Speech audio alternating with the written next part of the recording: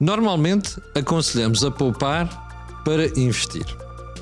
Mas há uma poupança importante para o fundo de emergência. Ou seja, para o caso de alguma coisa errada correr na nossa vida. Ora, é isso que vamos ver no programa de hoje. Venha daí.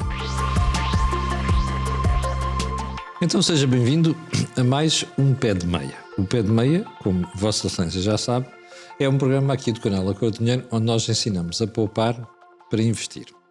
Ora, mas há momentos diferentes na nossa vida. E um desses momentos é quando se perspectiva ou quando se espera alguma forma de algum tipo de crise económica. Ora, é disso que vamos tratar no programa de hoje. Em todo caso, antes de irmos ao programa em si, vou-vos lembrar as parcerias que nós temos que permitem que este programa vá para o ar. A saber, com a Optimize, com a Square Management, mas também com a Bluecrow. Ora, para o programa desta semana eu voltei a chamar o Jorge Marrão. Jorge, porquê é que decidimos trazer este tema esta semana? Este tema é um tema interessante para as pessoas poderem perceber o que é que vai na cabeça dos economistas quando pensam economia e qual é o impacto que isso tem na vida das pessoas no seu dia a dia. Os economistas vivem preocupados porque sabem que a longo prazo as economias em geral crescem.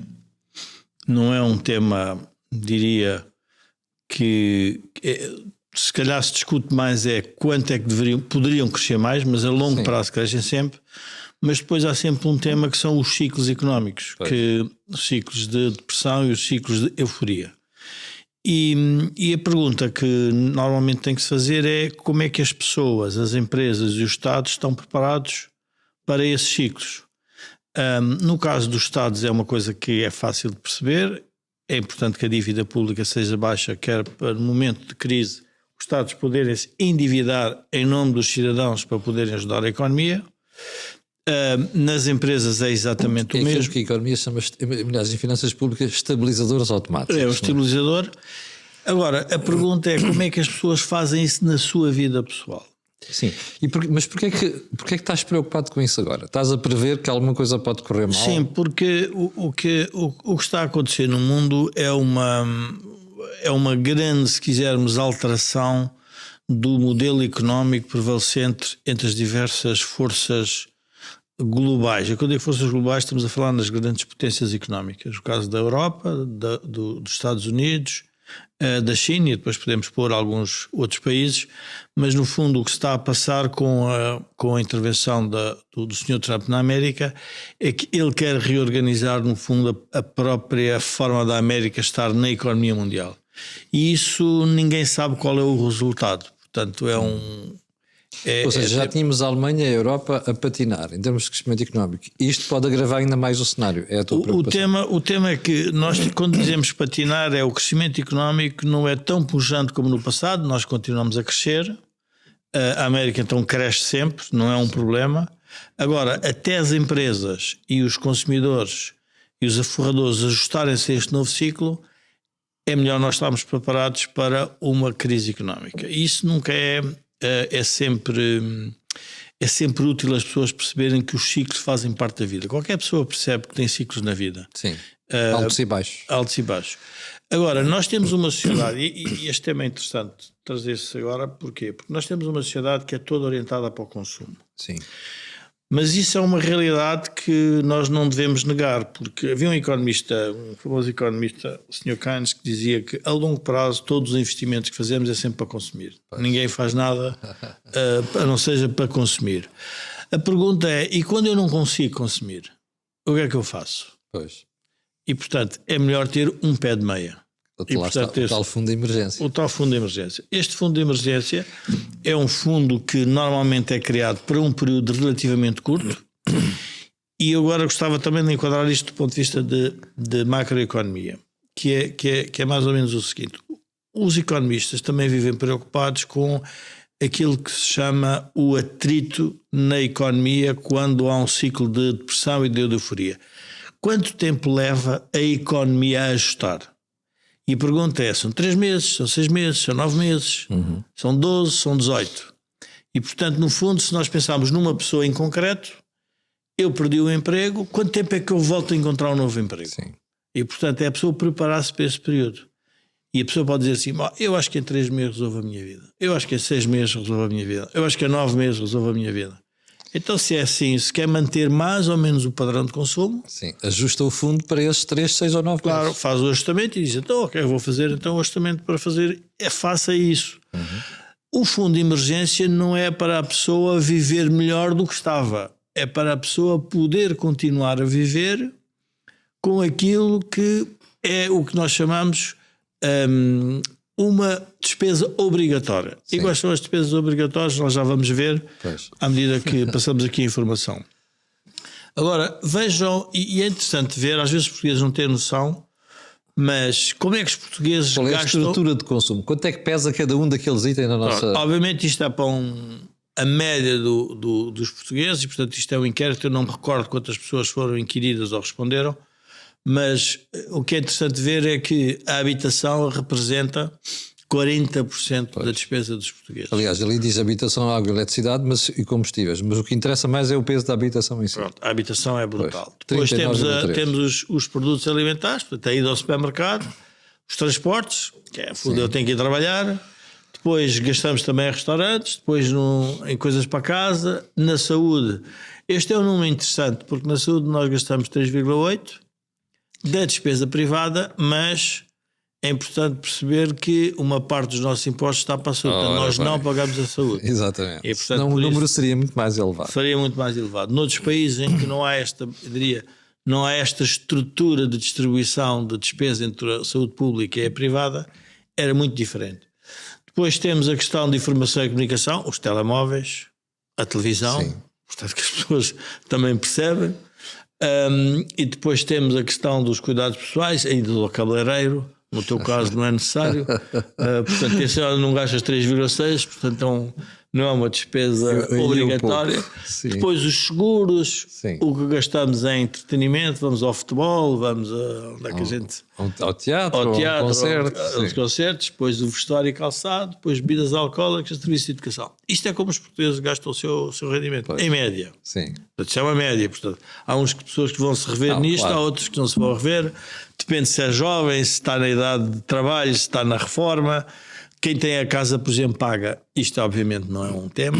A questão dos 39%. Sim. É uma grande vantagem. Essa despesa deixa de existir. Deixa de existir. Sim. E, portanto, tem mais folga. Se calhar passaríamos a outra. Depois o gráfico seguinte, aliás, o quadro seguinte já tem a ver com as remunerações em si. Não? Pronto. O que nós fizemos foi, tendo um pressuposto que é as pessoas ganharem um salário mensal líquido de 850 euros...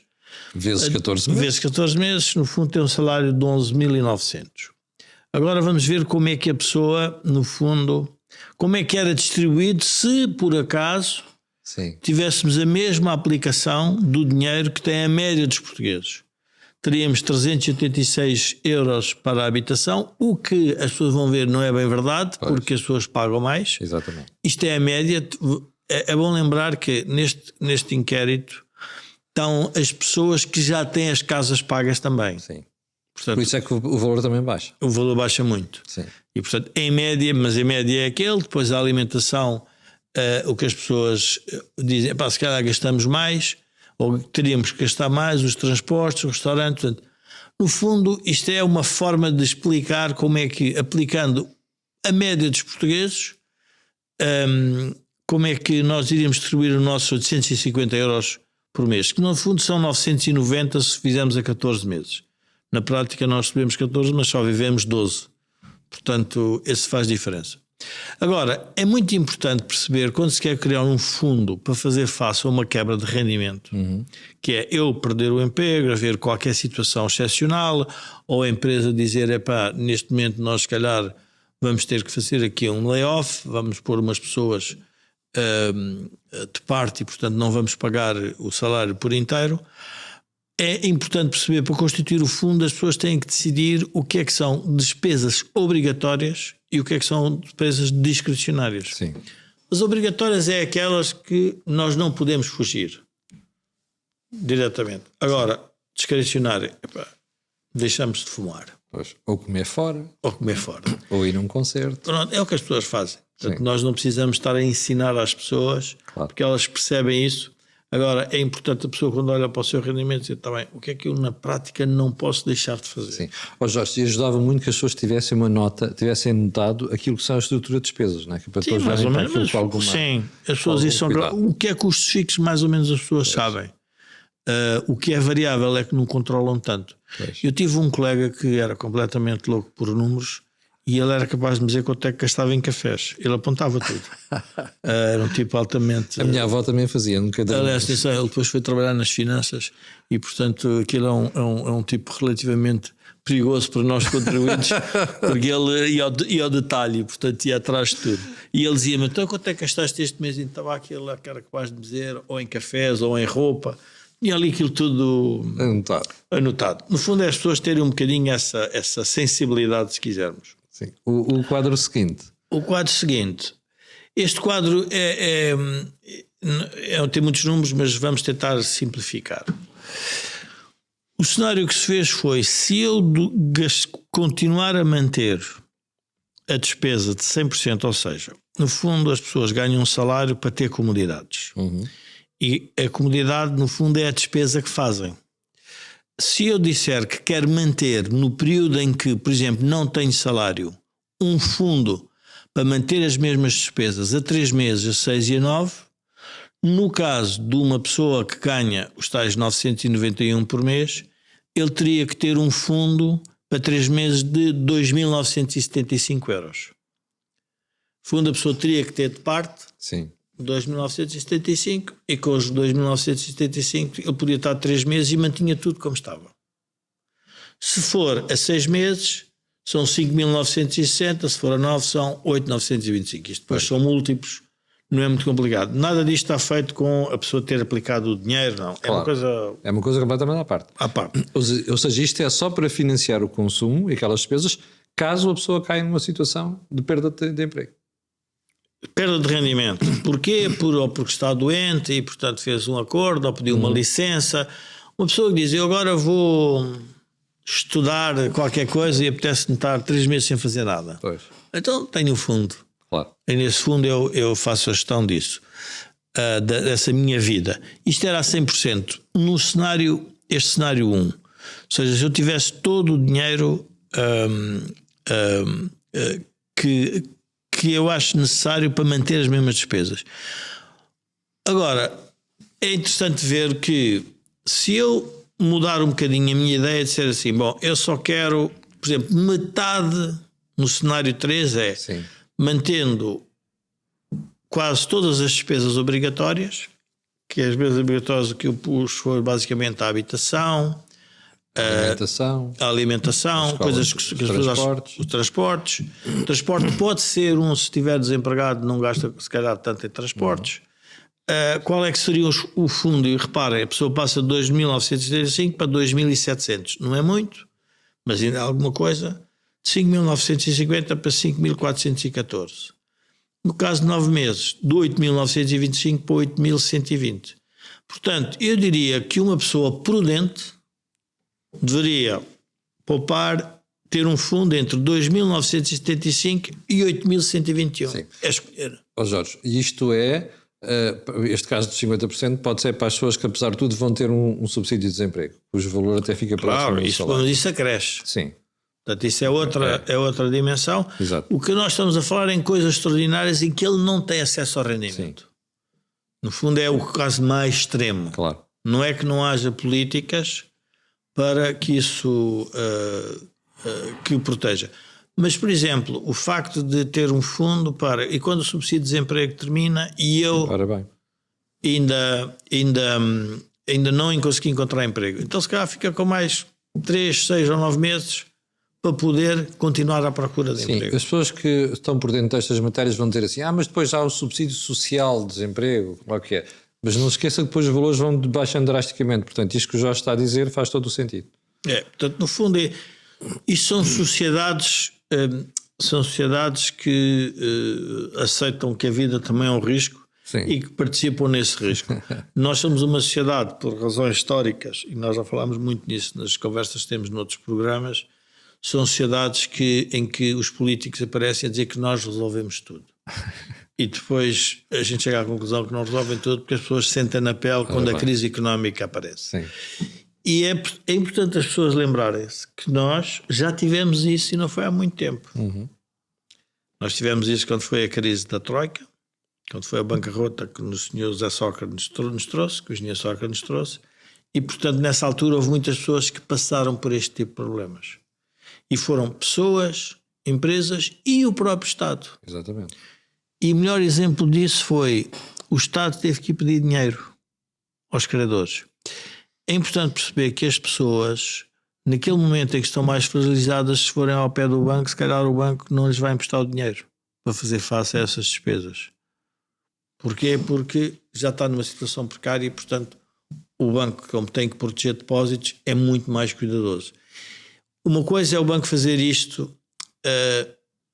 numa situação em que a economia cresce e que não há crise. Outra coisa é quando a crise afeta a todos, os bancos, por norma, cortam todos.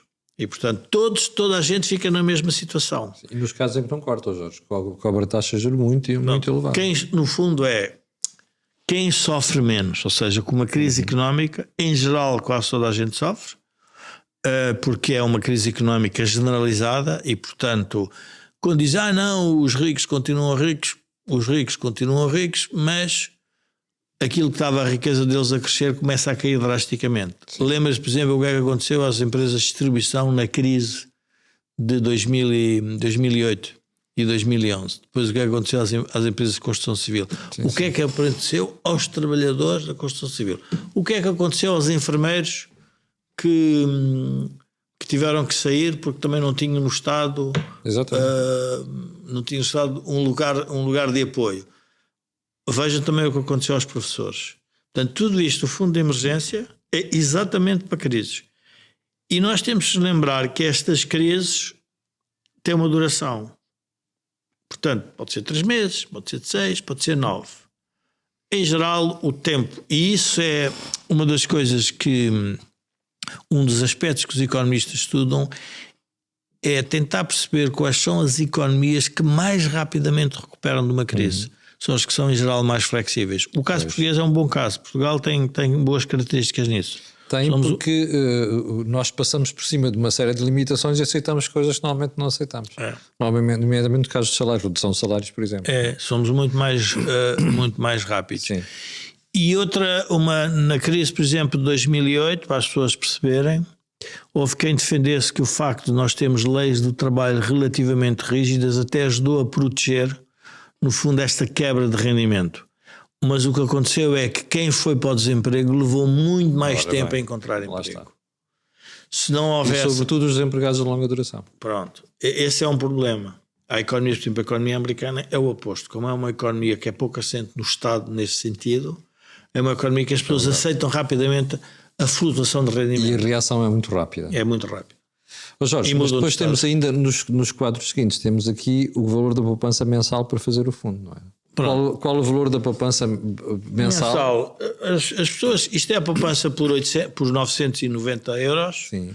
Eu teria que fazer uma poupança de 120 ou de 112 euros. Caso gastasse só 50% daquilo que eu precisava, em termos de fundo. Portanto, a 3 meses. Se fosse a 3 meses, eu teria que fazer essa poupança. É importante perceber que este quadro, as pessoas agora têm que parar e para a gente agora temos que parar aqui um bocadinho para perceber isto. Quanto tempo é que eu vou levar a constituir o fundo? O cenário que aqui foi posto foi: eu demoro 2 anos a constituir, para não afetar o meu rendimento hoje muito. Ou seja, para não baixar muito o meu consumo já hoje em dia.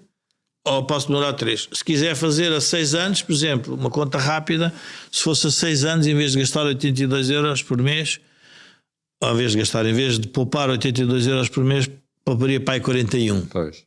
Faz diferença. Faz uma diferença. Em todo caso, este cenário que tu tens aqui de 2 ou 3 anos já é um cenário... Sim, já é um cenário. Obviamente as pessoas vão sempre reclamar, dizer, depois vive do quê? Se a pessoa... Bom, e isso vem uma outra dimensão, que é interessante perceber. As pessoas, o que fazem ao rendimento, em geral, é sempre para consumir, ou para investir, ou para fazer face a problemas. Se ela está a investir, que é, por exemplo, no caso da habitação, é evidente que se investir na habitação, o rendimento que tem significa que não vai consumir outras coisas. A pergunta que também tem que fazer é: e porquê é que eu não ponho na minha despesa, que é a minha poupança? É como se eu dissesse, este dinheiro é como se eu não o tivesse recebido. Sim, é isso mesmo. É como se eu não tivesse recebido. É. Aliás, nós quando aconselhamos as pessoas a poupar, dizemos sempre assim: olha, diga a partida a si próprio quanto é que quer poupar, 10, 15%. E depois, quando esse dinheiro chegar todos os meses, automaticamente vai para a poupança. Claro. Ou seja, eu não posso contar com ele, é como se ele não existisse. E aqui é a mesma coisa, o raciocínio tem que ser o mesmo, não é? E vejam, e para as pessoas perceberem porque é que nós deixamos de ter o hábito de poupar. Os países mais pobres, que é uma coisa estranha, são os países que mais poupam. Mais. Porquê? Porque como não têm Estados... Sim. Não tem previdência social. Não tem previdência social. Aliás, Portugal era a mesma coisa. Nos anos 60 poupava 25% do rendimento. Exatamente. Precisamente poupava. Não havia... E não precisava de pedir emprestado porque as pessoas poupavam, esse dinheiro estava na economia e, portanto, nós não precisávamos de endividar com o exterior. Pois. E agora... Isso financiava o investimento. E financiava o investimento. Depois as pessoas têm que perceber outra coisa. Toda a poupança que se faz é o investimento que nós podemos fazer. Se nós não tivermos poupança para investir, temos que pedir a alguém. Exatamente. O que é que nós fazemos na nossa casa? Pedimos ao banco. Mas no limite, o que nós estamos a tomar a decisão é que investimos porque pagamos a dívida. Então, o que a gente está a fazer é: eu hoje não quero investir, mas não tenho dinheiro. Então o que é que eu faço? Peço ao banco. Mas essa dívida vai ser paga. Então o que eu fiz foi, eu tomei uma decisão de poupança. As pessoas têm que perceber, quando decidem investir, automaticamente estão a fazer um investimento. E o que é interessante ver é que quando nós dizemos que os portugueses não poupam, é uma meia verdade. Porque não poupam, mas depois, como fazem do que poupam, estão sempre a investir na casa, a longo prazo, fizeram um investimento, uma poupança. Um investimento significativo, que é o seu património. Sim. E quando nós olhamos e dizemos: mas espera aí uma coisa, então, mas compraste uma casa, quanto é que tu ganhaste durante estes anos todos? E depois nós vamos ver: afinal tu fizeste uma poupança razoável, que é no fundo aquilo que nós deixamos.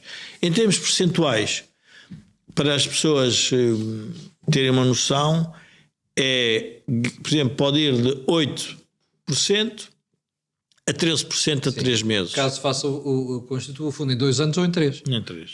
Aqueles 3, por exemplo, no cenário de 3 anos, Jorge, é muito interessante porque 8% do rendimento, há muita gente hoje em dia que consegue poupar. Sim. Quando começa a subir acima desse valor já é mais difícil. Tem que fazer muitos cortes na vida. O que significa que as pessoas devem olhar para isto mesmo como preocupação de médio e longo prazo. Não é? Mas na prática este exercício é interessante que as pessoas façam só por uma razão. Porque é exatamente isto que acontece nas economias. Quando nós estamos a discutir os grandes números da economia, estamos a dizer: o que é que estamos a discutir? É os altos e baixos, os ciclos. Pois. E a pergunta é: como é que se vive no ciclo? E viver no ciclo é ter essa capacidade. Justamente. Na prática é isto. Muito bem, Jorge, deixa-me deixar-te um desafio, porque os espectadores que nos questionaram sobre aquela folha de cálculo que tu fizeste. Tem aqui já agora recomendações antes. Sim, que... Sim, já volto a esta matéria. Okay. Diz. Na recomendação, portanto, sei lá, o que nós achamos que poderia ser razoável, há muitos espectadores teus que vão dizer: isto é uma impossibilidade, mas é um problema que eles terão que resolver, que é 15% a 25%. Sim. Esse seria. Se é mais otimista e que resolve os problemas em 3 meses, 8 e 13, e depois as pessoas que têm habitação paga não precisam de poupar tanto. Ora bem. Porque é uma grande diferença. Que é a categoria que tem mais peso na nossa estrutura de despesas. E portanto, se a casa está paga, precisamos poupar apenas entre 4% e 13% para ter o fundo em 3 ou 2 anos. Faz toda a diferença. Muito bem. Jorge, mas dizia eu, vamos deixar ficar aqui um desafio, aquela folha de cálculo que tu apresentaste outra vez, para aquele período entre deixar de trabalhar e depois reformar e ver como é que se cobra a quebra de rendimento. Houve espectadores que pediram para explicar melhor aquele quadro com as variações de sensibilidade. Vai ficar para um outro programa e depois disponibilizamos também a folha de cálculo para os telespectadores. Olha, foi o pé de meia desta semana, em que nós procuramos fugir à questão do poupar para investir, e aqui é poupar para um fundo de emergência. E o fundo de emergência é aquilo que nós precisamos quando sobrevêm crises económicas, ou então aquelas crises em que, imagine, o risco de ficarmos desempregados ou perder o nosso rendimento aumenta drasticamente. Antes de irmos embora, quero lembrar que o pé de meia é possível graças às parcerias que temos, a saber, com o Bluecrow, com Square Management, mas também com a Otimize. Fique bem, nós voltamos na próxima segunda-feira. Muito obrigado.